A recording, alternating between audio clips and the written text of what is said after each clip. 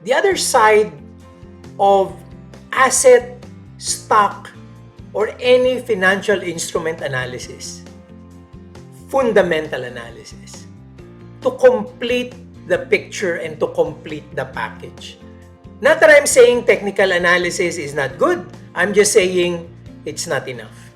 We will have to know both ends of the spectrum in order to really understand what we're getting to.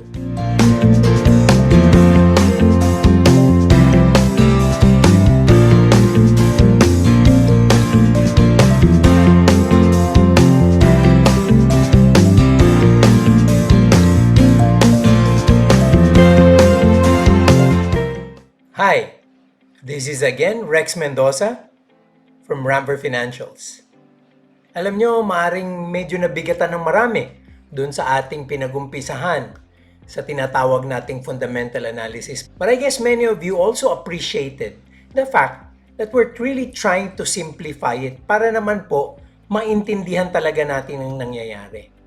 Again, this is the second video at pinakiintay ng marami sa inyo yung tinatawag na quantitative analysis. Pero bago tayo tumuloy sa quantitative analysis ng ating microeconomic side of the company, let's get into what we call a little review.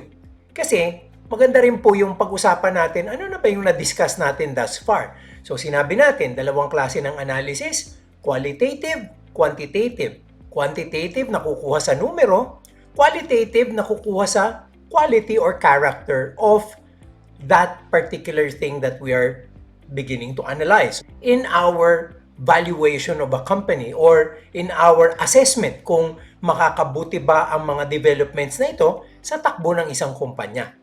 So, doon sa qualitative at quantitative, pwede yung dalawang yan gamitin sa dalawang area din na kailangan pag-aralan sa isang kumpanya. Yung tinatawag na macroeconomic factors, which means the environment, kung ano man yung nasa labas ng kumpanya, which can be the global situation, which can be the country situation, or can also be the industry situation. Yun po ang macro. Sa micro, syempre, qualitative, ibig sabihin kung anong nangyayari sa isang kumpanya, pinag-usapan natin management, kalidad ng plataforma ng isang kumpanya, meron ba siyang mga patent, meron ba siyang teknolohiya na siya lang ang meron, maganda ba ang brand niya, yun ang qualitative side ng microeconomic analysis. So, today po, doon na tayo tutuloy sa quantitative nung microeconomic side, zeroing in on a certain company. But as I've said, hindi pa ho tayo tapos sa review. Kasi isipin ng marami, ay, yung mga yun, kwento yun eh. Ito na ngayon ang numero. Okay? So, ito na yung totoo. Hindi po eh. You know the reason why we spent time, I think over 50 minutes, dun sa first video na yun? Kasi po, yung qualitative side of fundamental analysis is also very important. Huwag po nating baliwalain lahat yan. In fact, let me give you examples today. Bakit ang choice natin of a certain company or maybe a choice of a particular investment, okay, is hinged upon or nababase sa nangyayari sa qualitative analysis. For example, di po ba, sabi natin, maganda ngayon mag-invest sa telco. Sa Pilipinas, telco. Bakit telco? Bakit? Ano industriya ng telco? Di ba? Kasi po, di ba, naka-pandemic tayo? So, ano nangyayari? Nagiging beneficial po ito do sa mga telco companies. Habang nakakulong tayo sa mga bahay natin, anong gagawin natin? Kukonsumo tayo ng data nila, tatawag tayo or kukonekta tayo sa ating mga kaibigan only using online and digital platforms. So, sino po ang kikita doon? And that's a qualitative factor. Ang qualitative factors po nagdidikta din kung sino magbebenepisyo mga industriya. Okay? Pero paano naman po yung global? Alam niyo po, dito yung makikita, very important note that sometimes many of us don't really take a look at yung tinatawag nating foreign buying or foreign selling. Kaya po, medyo tulog ang ating merkado ngayon. Medyo, consolidation phase with a downward bias. Kasi hindi daw po natin madadalang paakyatin ang ating merkado kung tayo lang mga lokal ang nag-i-invest. A big determinant of the growth of the index, of the market, is actually driven by foreign investors. Nasa ng mga foreign investors ngayon? Di ba yung mga foreign investors, laging negative ang kanilang buying? Or, let's just say, net sales ang kanilang transaksyon. Parang umaalis sila sa Pilipinas. Alam nyo bang global qualitative factors ang importante dyan? Bakit? Siyempre nakikita nila the way we've been handling the COVID crisis, the way umaakyat ang ating mga infected fellow men. Ang akyat ng infected Filipinos, tumataas. Plus, ang desisyon ng gobyernong bumalik sa MECQ. Di ba? Samantalang ang ibang bansa, nakabukas. Ang ibang bansa, maganda ang pagka-handle ng kanilang COVID situation. So, ang kanilang ekonomiya, bukas. So, what will foreigners do? Siyempre po, global players yung mga yan. Kita nila ang qualitative factors na nangyayari. So, anong gagawin nila? Tatanggalin nila ang investment nila sa Pilipinas, dadali nila sa ibang bansa. Yun po ang nangyayari. So, nakikita nyo, may konting rotation. Ang nangyayari, countries like the Philippines, very problematic about COVID, napupunta ang foreign investments paalis sa atin, papunta to countries that handled the COVID crisis situation much better. Hindi pa rin po nagtatapos noon.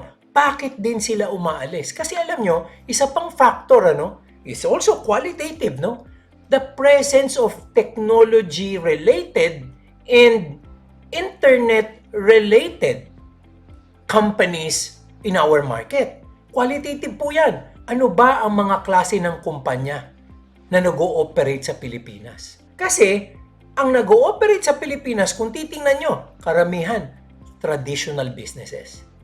Traditional businesses. Kaya po ang PSEI medyo downward bias kasi overall, wala tayo nung tinatawag na, kagaya sa Amerika, na FANG. Ano po yung FANG, di ba?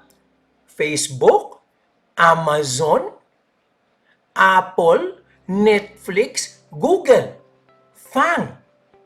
Kaya po umaakyat ang Nasdaq, umaakyat ang S&P kasi ang malalaking kumpanya sa kanila are actually involved in technology, are actually involved in digital and online spaces.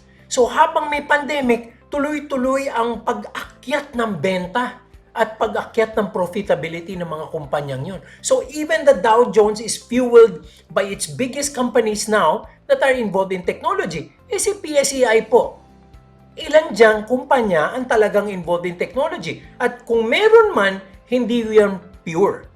Hindi yan pure technological involvement like the companies I've mentioned. So makikita nyo, both on the global, country, and industry stage, the qualitative factors are very important. So kailangan po, nagbabasa tayo ng mga research, nagbabasa tayo ng mga balita. Kasi hindi po tayo dapat umupo sa merkado, mag-trade without understanding all of these things. But as I've said, that's basically one half of it. At napag-usapan na po natin ang quantitative factors sa macroeconomic side, which is all external to a company.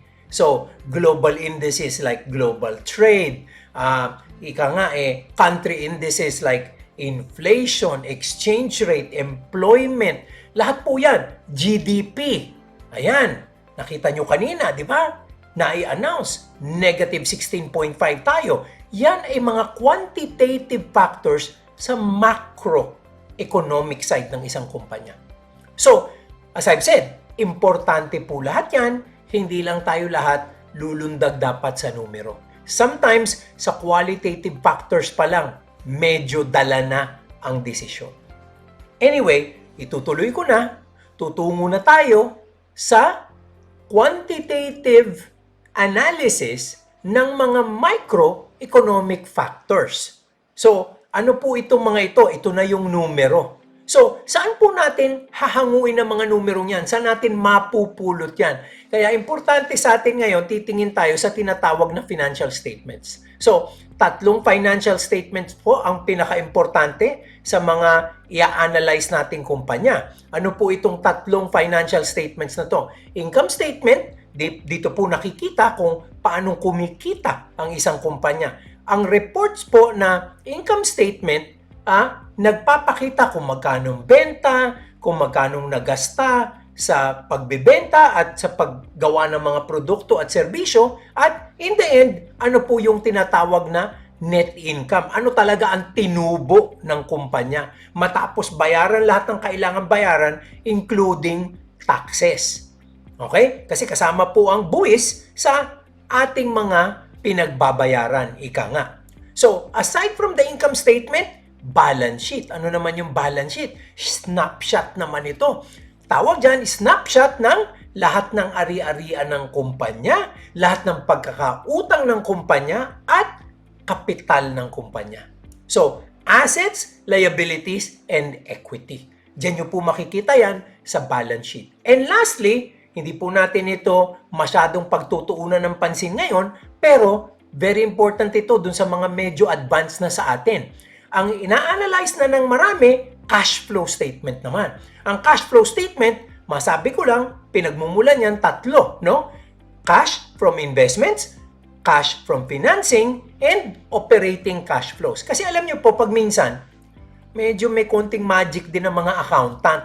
Di ba? So, ang balance sheet at income statement, minsan, depende sa assumption yan. Although ngayon, syempre, medyo nakokontrol na yan ng SEC, ng BSP, even ng Insurance Commission for insurance companies, meron na pong tinatawag na mga guidelines. Kasi, pag wala pong guidelines, hindi comparative ang ating mga financial statements. Kasi po, walang tinatawag na standards. So, ngayon, may standards na po yan. Pero, nasabi ko lang po yan kasi ang pinakamahirap dayain or ang pinakamahirap hilutin o masahihin na numero ay yung nasa cash flow statement. Kasi po, cash yan eh. Wala kang magagawa dyan. Kung talagang anong lumabas na salapi, yun ang ire-record mo. Pero sa accounting po kasi minsan may konting masahe o magic dyan. So, technically, mas dependable po talaga ang cash flows. Yun nga lang, syempre, karamihan sa atin hindi masyadong madidrill down ito. Again, yung cash from investments, yan yung mga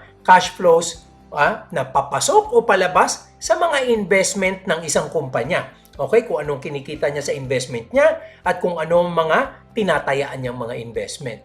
Yung cash from financing, yan naman yung pagdadaanan ng kapital niya. Ibig sabihin, pag meron siyang cash inflow, may bago siyang pumasok na kapital. Pero pag lumalabas, ibig sabihin, yan ba nagbigay siya ng dividendo. So kahit papano, bumabawas po sa kapital yan dahil nagre-release kayo ng pera sa inyong mga investor. And lastly, operating cash flows. This is the most important thing to follow through on kasi ito po yung pananakbo ng pananalapi ng kumpanya sa kanyang araw-araw na operasyon. Okay? So, very important. Tingnan din natin po yan if we do have the capability and maybe the graduation from the typical accounting side. Now, let me push through with this, no? Dapat po malaman din natin, importante yung numero. The actual numbers are important. Pero by themselves, they don't mean anything. Hindi ba? Pag sinabing, okay, kumita tayo ng 100 million. So, ano ibig sabihin nun? Kumita ka ng 100 million, sasabihin natin, oh, ang laki ng kinita. Aba, teka lang. Ang tanong, magkano ba kinita nung isang taon? Di ba? Nakikita nyo na ngayon, may tinatawag na comparison na. Mas importante daw sa finance ang comparison rather than the actual number. Kasi the actual number doesn't say anything. Pag nagkaroon na ng comparison, nagkakaroon na ng analysis, nagkakaroon na ng value ang numero. Kasi napakaganda pong pakinggan, 100 million ang kinita. Teka lang, magkano ba last year? Last year pala 200 million. Abay, bumagsak pala ang kita natin. Di ba? So, nung una nalakihan ka, pero nung nakita mo pala last year, mas malaki pa. Ibig sabihin, sumasama pala ang performance ng kumpanyang yan. It is when we see growth and declines where we see value in the numbers. Last year pala ang kinita, 50 million lang. Ngayon, 100 million. Aba, doble kita. Maganda yan sa isang kumpanya. So, ang maganda o pangit, sigun po sa takbo ng numero, hindi lang ng iisang numero ngayon, kundi ang numero compared to last year and maybe even the year before that. Para makakita tayo ng trend na tinatawag. Kasi importante rin yung trend kung saan patungo ang kumpanya. Di ba? Very important po yan. Now, the other thing is this. Okay, 100 million ang kinita. Pero magkano ang kapital? Ayan. Nakita nyo ha? 100 million ang kinita. Eh ang kapital mo, 1 billion. 10% pala ang net income mo out of your capital. Di ba? 10% pala ang iyong return on capital. O, mas maganda ba yun? Kesa sa ang kinita mo, 5 million lang. Eh, ang capital, 20 million. O, di ba? Anong ibig sabihin, mga kaibigan? Yung 10 million, actually, mas mababa pala yun kesa sa 5 million na inireport ng isa pang kumpanya. Kasi yung isang kumpanya, ang kapital niya, 20 million lang. Dito nyo makikita, kailangan tingnan natin yan in terms of comparisons, not just on growth and decline, but comparisons in terms of what's relevant within a given company. Diba? Hindi lang po pwedeng kinita. O, magkanong kapital? O, magkanong benta? Doon yung makikita yung tinatawag na efficiencies. So, very important, malalaman natin na ang numbers are analyzed, okay, based on historical, based on trends, and also based on ratios when you compare them to other relevant information within the company. Okay? Then, we see horizontal analysis. Bakit po ang tawag dyan horizontal? Kasi po, pag nagre-report ang mga kumpanya, usually, ito yung mga item, tapos dito sa kabila, ang mga numero based on years. Okay? So, 2019, 2020. Okay? So, minsan po ang report 2016, 2017, 2018. So, pag sinabi niyong horizontal analysis, ang comparison dun sa taon na nagdaan or dun sa mga taon na nagdaan. Dun yung makikita yung trend, dun yung makikita yung growth or decline. Kaya po horizontal analysis, kasi kunyari, sales, makikita mo nung 2017, 10. Nung 2018, 20. Nung 2019, 30. Abe, tumataas po ang benta ng kumpanya. So, horizontal analysis. Ang vertical analysis po na tinatawag, ito yung malalaman natin ang efficiency o effectivity ng isang bagay sa kumpanya. Sinabi ko po kanina, di ba? For example, nakita po natin, net income. Okay, net income. Pero, makikita nyo, meron din linya dito, total assets ng isang kumpanya.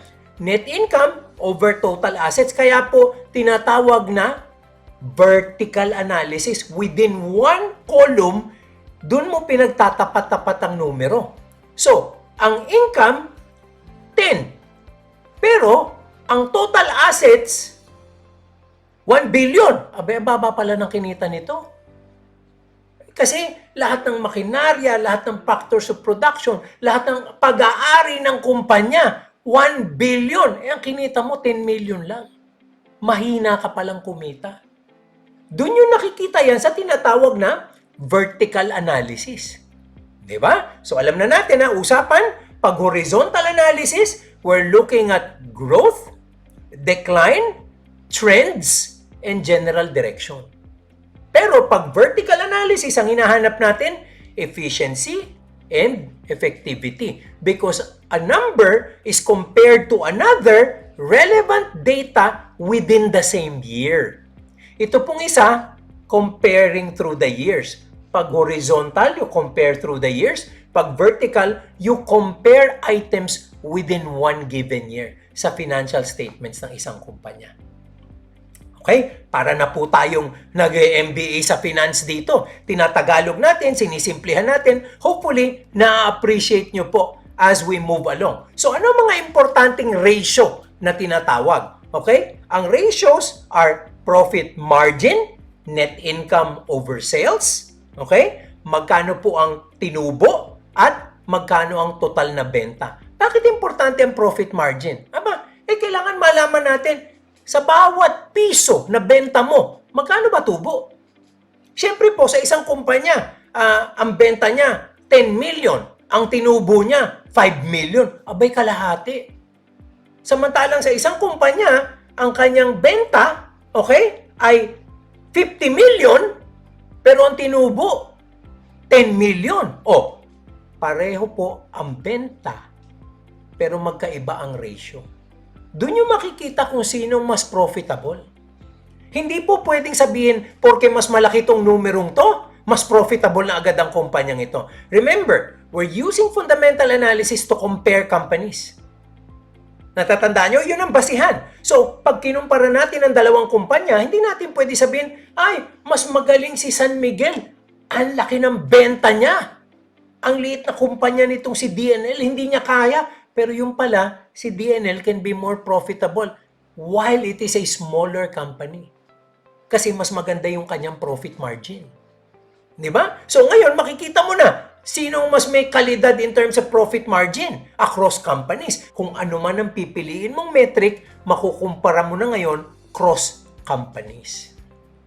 Next, return on equity. Ito naman yung kita sigun sa kapital. Di ba? Yung kanina, how is a company earning from its sales? Crucial yung kanina eh. Bakit? Kasi doon mo makikita, malaki ba silang gumastos? Kung maganda ang margin nila sa kanilang pagbebenta, maganda ang kanilang margin, ibig sabihin, maganda ang kanilang operation. Nalilimit nila ang cost nila para bumaba at gumanda ang profit margin. Pero pag nakikita natin na yung profit margin nagde-decline, sometimes we have to check that out. Bakit? Baka tumataas ang kanyang cost of sales or nag-i-intensify ang kompetisyon, bumababa ang presyo sa buong industriya. Okay? Tapos pangatlo, pwedeng market forces. Kasi nagmamanufacture sila. Karamihan ng minamanufacture ng industriyang ito, imported. Yung imported, bumaliktad ang exchange rate. Ano ibig sabihin?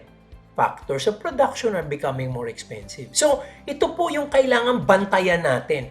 As I've said, ang isang numero, hindi ganun ka-importante. It's always relative, ika nga. So, ito namang return on equity, ito naman ang balik na net income sa kapital ng isang kumpanya.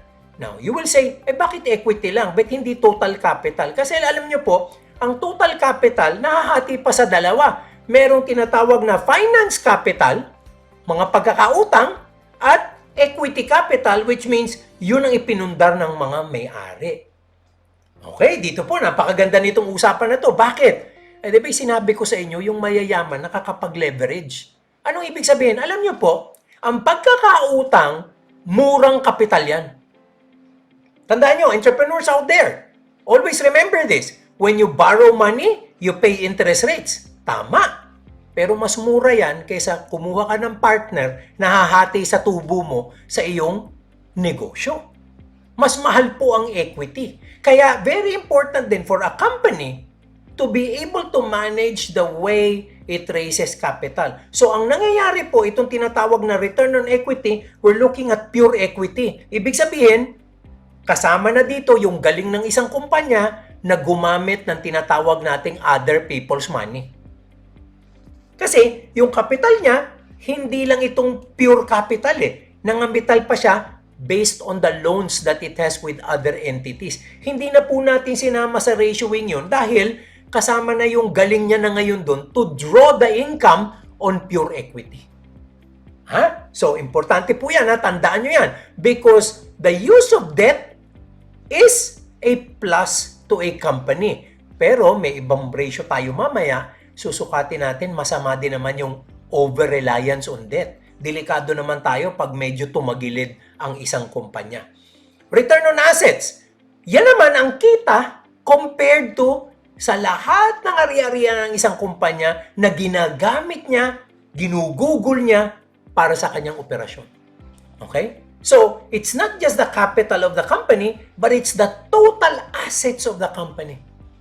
So, lahat po itong grades na ito ng profitability, lahat po ito medyo relevant sa pagkilatis natin ng isang kumpanya. Dito natin masasabi, si Ayala Land ba mas magaling kumita kaysa kay Mega World? Si PLDT ba mas magaling kumita kaysa kay Globe? So, dito nyo po makikita paano ang comparison mangyayari. Pero, hindi po tayo nagtatapos doon. Mas maganda po ito. Okay? Si Meralco ba mas magaling kumita kay Manila Water? Aba, ibang industriya po yun, ano? Elektrisidad ito, tubig ito. Pero, itong mga ratio na to, pwede nyong ipag-compare. Always remember this. There are what we call industry standards and there are cross-industry standard. Kasi po, maaring yung profit margin sa industriyang ito ang standard. So, kung yung kumpanya lampas na lampas sa standard, abay, magaling na kumpanya yon. Pero, baka yung numerong yan, mas mababa dito dahil itong industriyang ito, iba naman ang standard, talagang mas mataas. Bakit po nangyayari yon? Kasi bawat industriya, iba-iba din po ang mga bagay na kinukonsidera sa kanilang operasyon. There are different considerations in different industries and that's why we use corporate data to drive industry data as well. Kasi ang nangyayari dyan, yung industriya, yun ang larangan kung saan ka magpapakita ng galing doon sa tinatawag na peers mo. Okay? So, malaking bagay po na naiintindihan natin how we compare across industries and beyond industries. Okay? So, ito pa po. Liquidity, solvency, and debt. Dito na tayo po ngayon lilipat sa paggamit naman ng pagkakautang. So, yung tinatawag pong current ratio, current assets versus current liabilities, ang ratio po na yan ang nagsasabing gaano kabilis, gaano magagawa ng isang kumpanyang bayaran ang kanyang mga pagkakautang. How is it going to be stable enough na parang pag may nangyaring emergency, naningil lahat ng pinagkakautangan, kaya ba nilang bayaran? Can they cover it? Kasi alam niyo po, ang long-term debt, pwedeng isang tabihan dahil mahaba yan eh. No? Pero ang current liability, kailangan po bayaran agad. Kasi pag hindi mo yan mabayaran, masisira ang credit standing mo. Okay? So ang current ratio also defines how good a company can rotate its cash. Yung kanilang tinatawag na cash raising capability, nakikita din dyan sa current ratio. Bakit po natin sasabihin na malaking bagay yun? Kasi maraming kumpanya, ang ganda ng benta, pero puro accounts receivable. Pautang, para po si Aling Lily sa sari-sari store. Ang ganda ng benta, ubos lahat ng paninda, puro lista. Paano yun? Walang cash. So, importante po na ang isang kumpanya nababalanse ang kanyang current assets and current liabilities.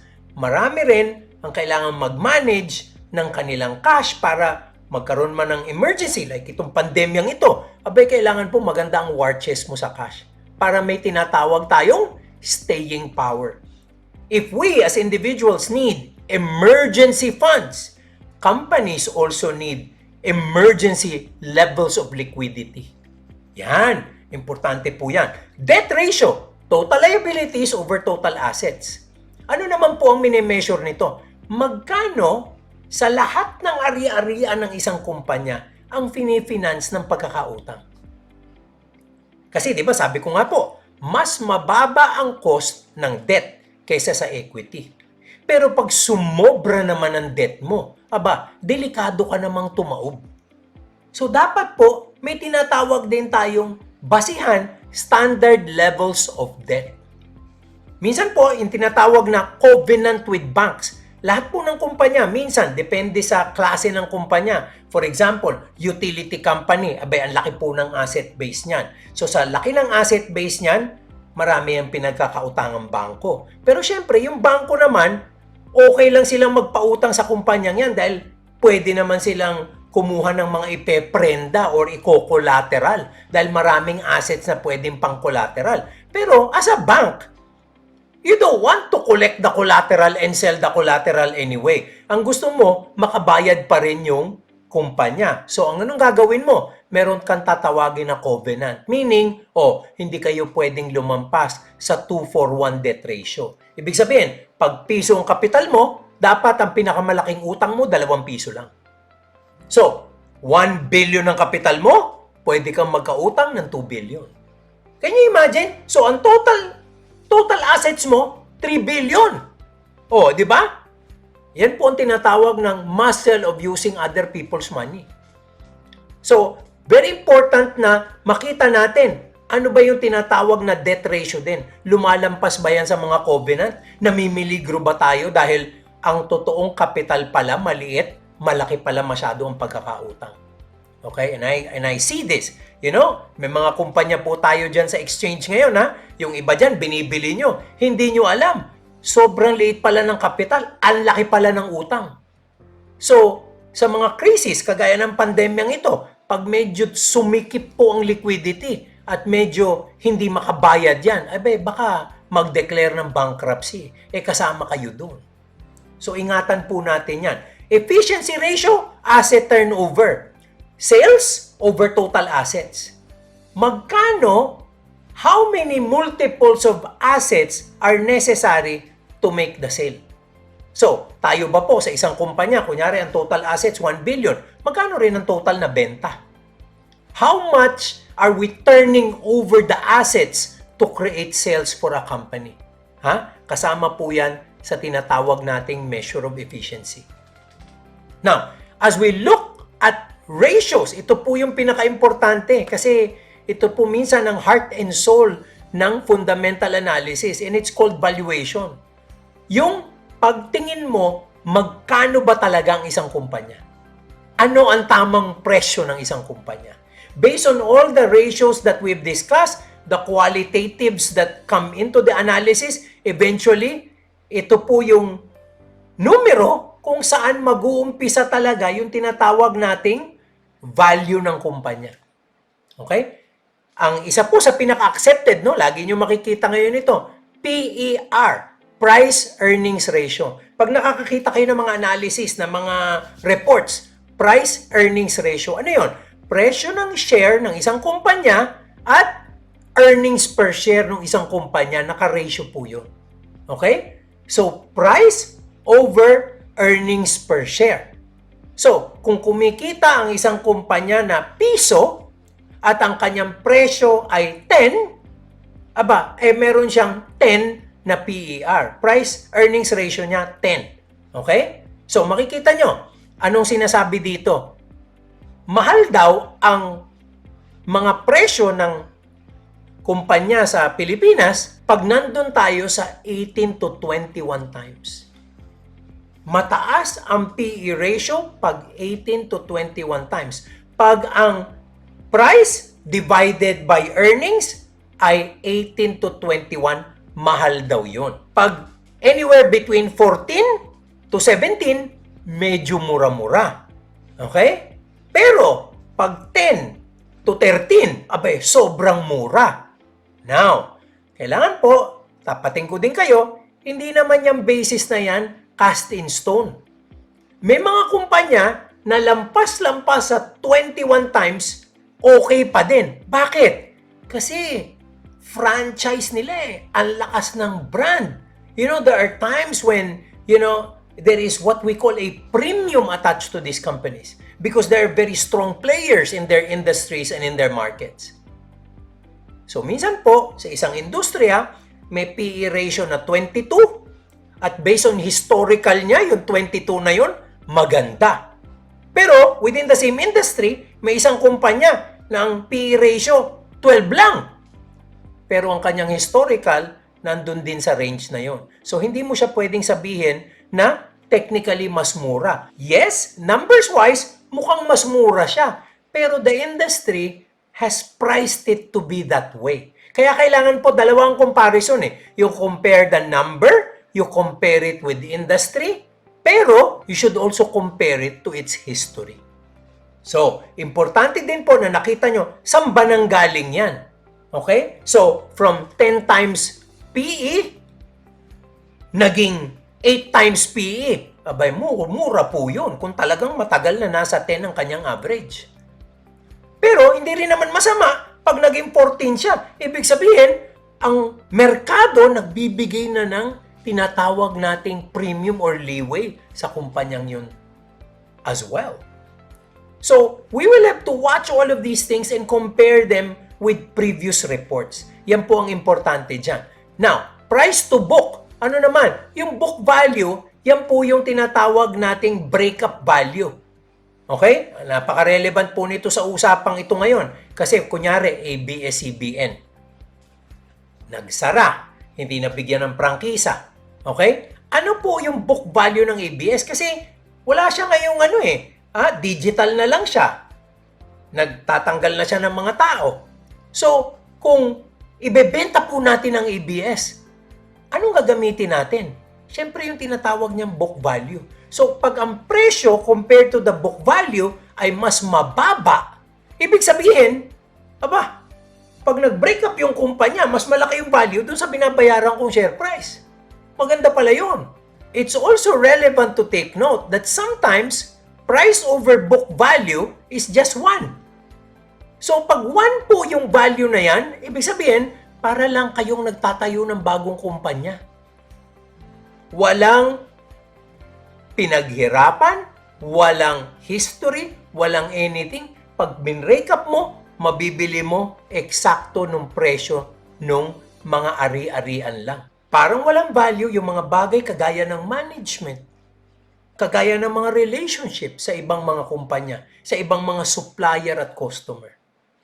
So babantayan niyo po yan. Pag ang book value mas malaki pa sa presyo, minsan nga nakakatuwa di ba? Minsan po nangyari sa akin yun nung crisis nung 2008. Ang dami pong kumpanya trading at prices below book value. So parang nakakatuwa po. Bumibili ka ng isang kumpanya, tas nagdadasal ka, sana mabangkarote para pag biniyak-biyak at binenta lahat ng ari-arian, mas malaki pa makukuha mong pera.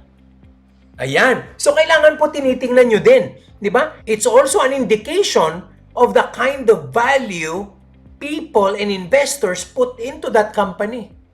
No? Sabi ko nga po, yung brand, yung management, pumapasok yan dun sa kaya po ang karamihan ng ating ratio sa price to book usually are multiples 1.5, 2, yung presyo niya, doble sa book value. Kasi, its value as a company is more than what its assets or the price of its assets are going to be sold for today. Okay? So, yan po. Malaking bagay yan. The last two, I can say, alam nyo po yung price to discounted cash flows, for me personally, is one of the best measures of valuation. Kasi po yung talagang cash na ibabalik ng isang kumpanya. Tapos mayroon tinatawag tayong terminal value, discounted currently. Medyo technical po ang computation na to, hindi kagaya ng ibang ratios na i-report sa ating valuation or sa ating mga brokerage reports, no? Ito pong discounted cash flows kasi, pumapasok na yan pag ang mga totoong analyst nagpe-presyo na ng isang kumpanya. Lalo na for what we call takeovers, mergers, and acquisitions. So, importante po, malaking bagay po yung tinatawag na price over discounted cash flows, but that might be too technical for us today. Now, ito pong huli, price to sales, nilagay ko po ito dito kasi ito na yung nagiging benchmark ngayon, lalo na ng mga technology-related companies. Yung ngayon po na maririnig nyo ng mga Ant Financial, Alibaba, yung mga wala pa akong kinikita. Wala pang kinikita, ang lalaki na ng valuation. Bakit? Kasi ang tingin ng marami, darating ang panahon, malaki ang kikitain yan. So ano mangyayari? Yung presyo is a function not to profits, kasi di ba kanina, price to earnings per share, PE ratio. Ngayon po hindi, price to sales. Kahit lugi pa, pero presyo ikino-compare sa total sales ngayon. Ratio din po yan, pero ginagamit yan lalong-lalo na sa mga kumpanya na wala pang kita. But the promise of future earnings are there way into the future. So, lahat po ng tinatawag nating startups, lahat ng mga tinatawag nating mga online digital assets, yan po kadalasan ang measure ngayon, price to sales, no? At matutuwa kayo at magtataka kayo kasi ang lalaki ng lugi ng mga yan. Sila po ay nagkakagasta ng tinatawag nating cash burn. Para lumaki ang adoption, para maraming gumamit ng kanilang negosyo at plataforma, and hopefully there will come a time in the future nakikita sila, which is not assured. It is not assured. But the important thing is, ang valuation ngayon na relevant sa kanila, price to sales. Whether we are traditional enough to disagree with this, hindi po nagiging relevant yun kasi yun po ang measure ngayon.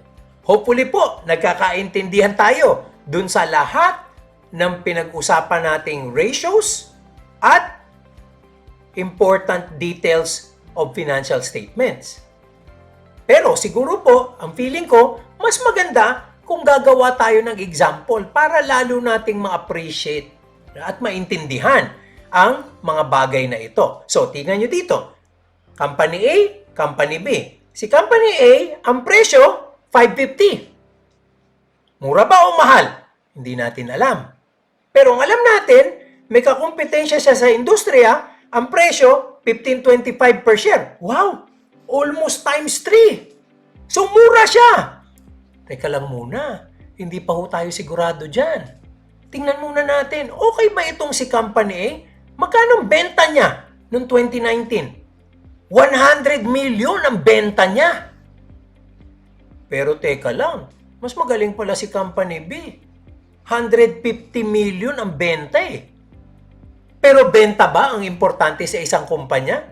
Hindi masyado di ba? Parang mas magandang mapag-usapan kung magkano kinita. Ayan na. Ang kinita ni Company A, 15 million. Ang kinita ni Company B, 18 million. Aba, doon yung makikita. 18 million ang kita ni Company B, pero ang benta niya, 150. Sino po ang mas maganda ang profit margin?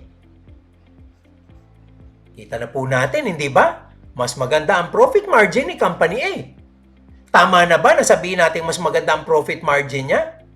Teka muna, tingnan muna natin kung ano ang benta niya nung isang taon. 80 million lang. Nag-grow pala siya ng 25%. Pero sa kanyang net income, umakyat siya ng 50%. Dati nung isang taon, 10 million lang ang kinita niya. Ngayon, 15 million na ang kinita niya. Okay? So, dun yung makikita, maganda pala ang takbo ni Company A. Okay?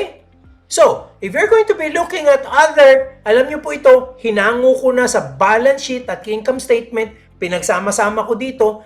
Sa totoong buhay po, pag nasa annual report yan, hiwa-hiwala yan. So, mas maganda, kuhanin nyo, pagsama-samahin nyo ang mga gusto nyong i-analyze.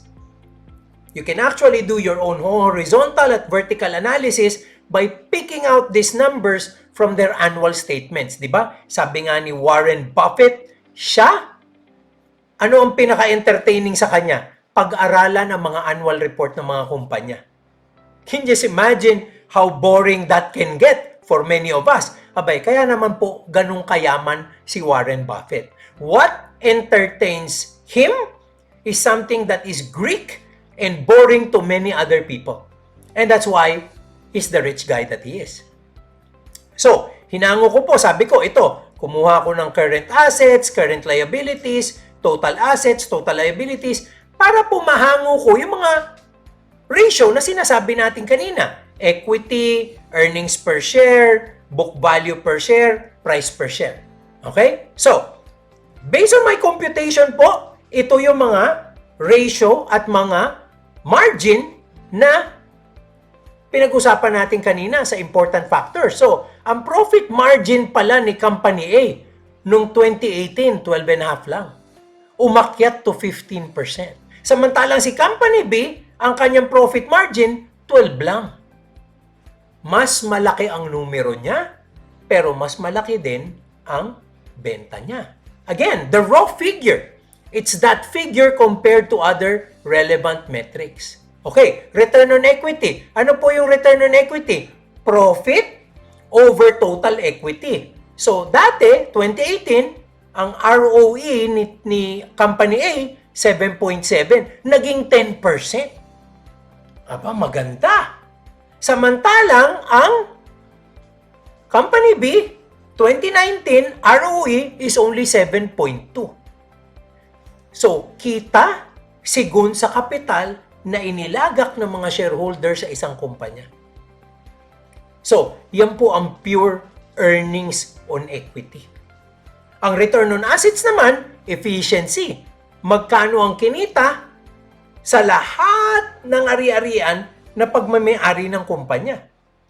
So, from 4.4% in 2018, umakyat si Company A to 6% in 2019. Samantalang si Company B naiiwan sa 4.5% return on assets.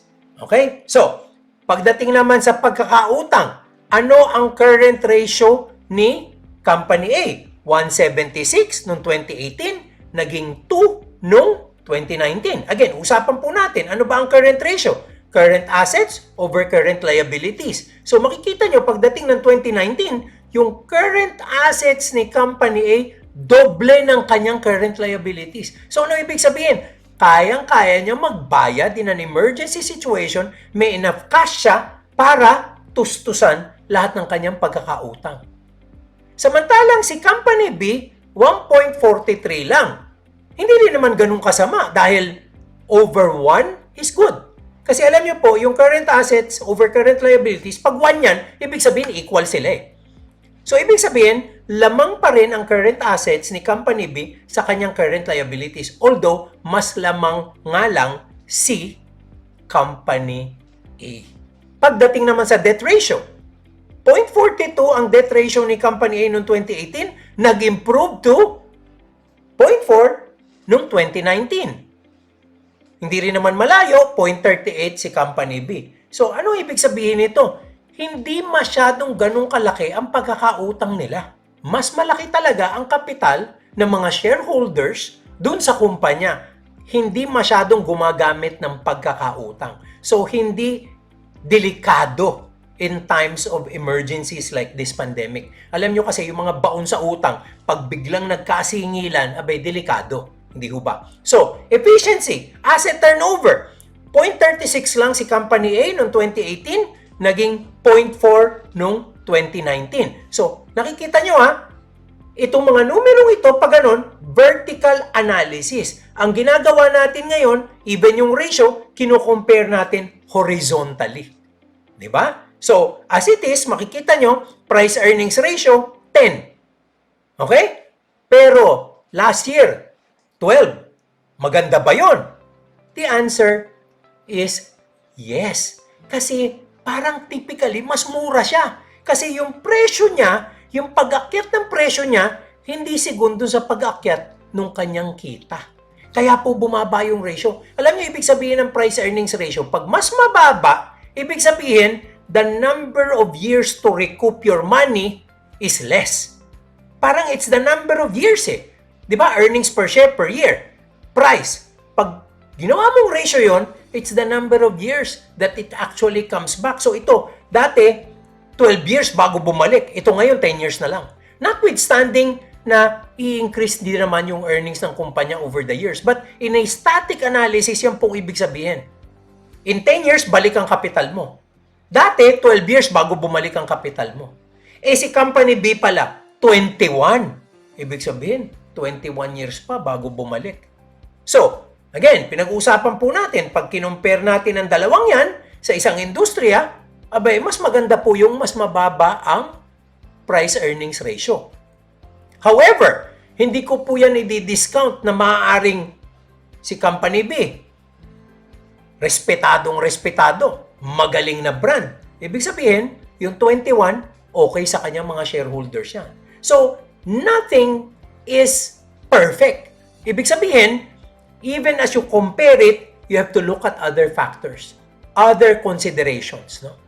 Price to book, ibig sabihin po, ito, napakamura nito. 1 and even 0.92 in 2018. Yan po yung sinasabi ko. No? Bumili kayo sa 0.92. Nabangkarote yung kumpanya. Binrake up yung kanyang ari-arian, binenta lahat, book value. Oh, eh yung book value mo, lampas pa sa presyong binili mo. Alam niyo, natatandaan ko, noong 2008, may mga kumpanya noon selling at 0.7 of book value. Ibig sabihin, binili mo at 0.7, makukuha mo piso pag nagkaroon ng liquidation.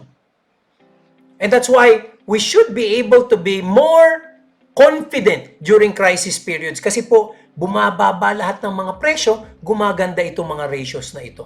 So, compared to Company B, ang price to book value ni Company B, 1.53. So, it's assuming more premium to its value. Okay? So, now, we now understand all of these things. So, pag nire-report po ngayon ng broker yan, nakikita nyo na ngayon. Alam nyo na ngayon kung paano basahin. Alam nyo na ngayon kung paano interpretin. No?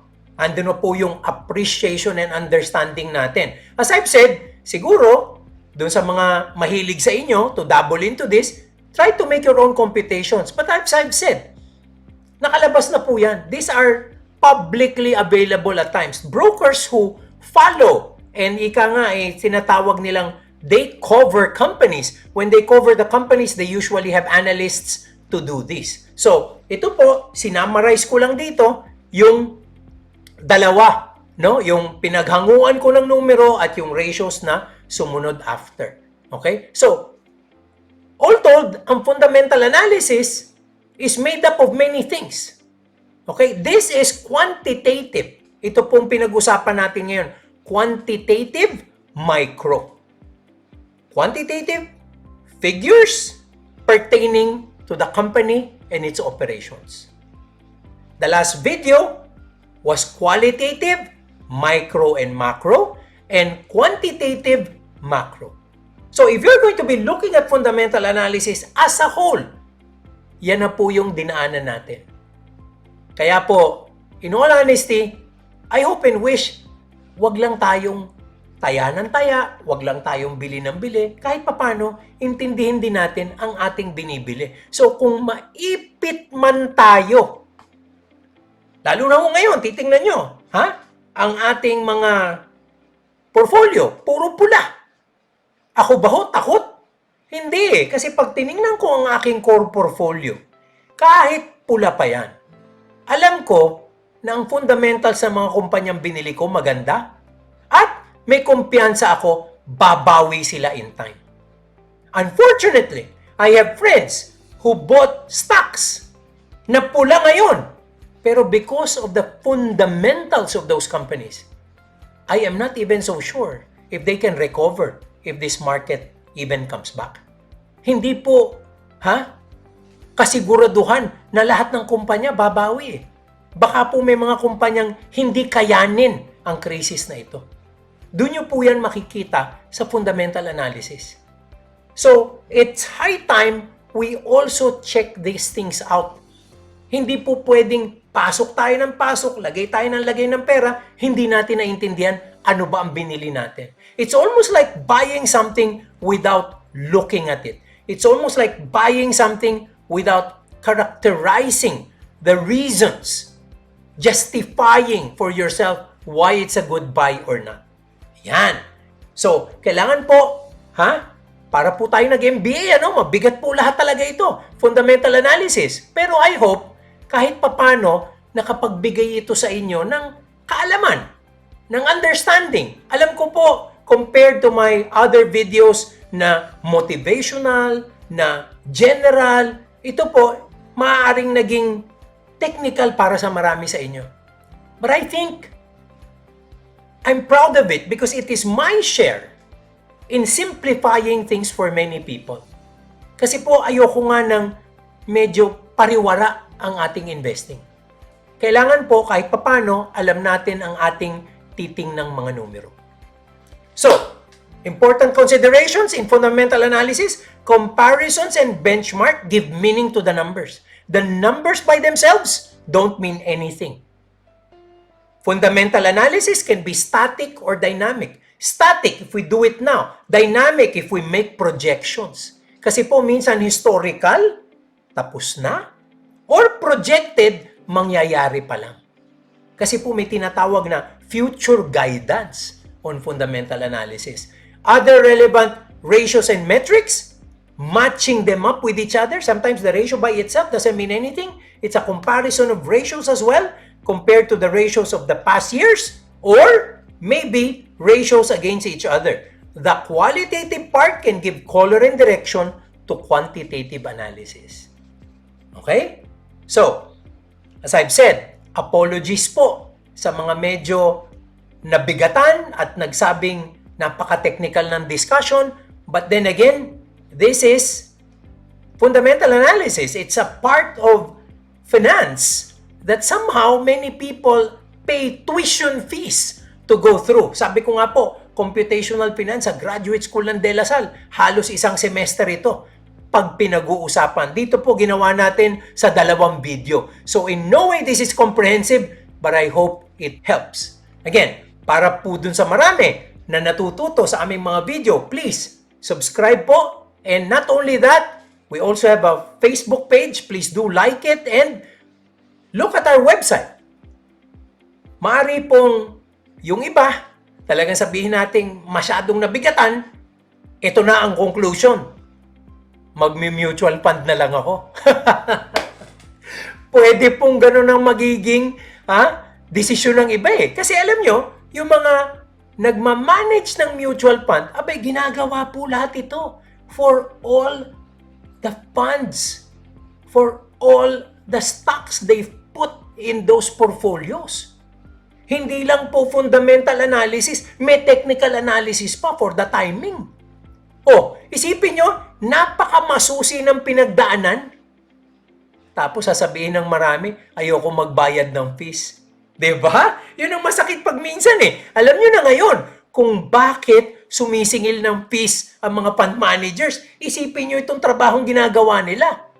Tayo, akala natin baliwala dahil bili lang tayo ng bili.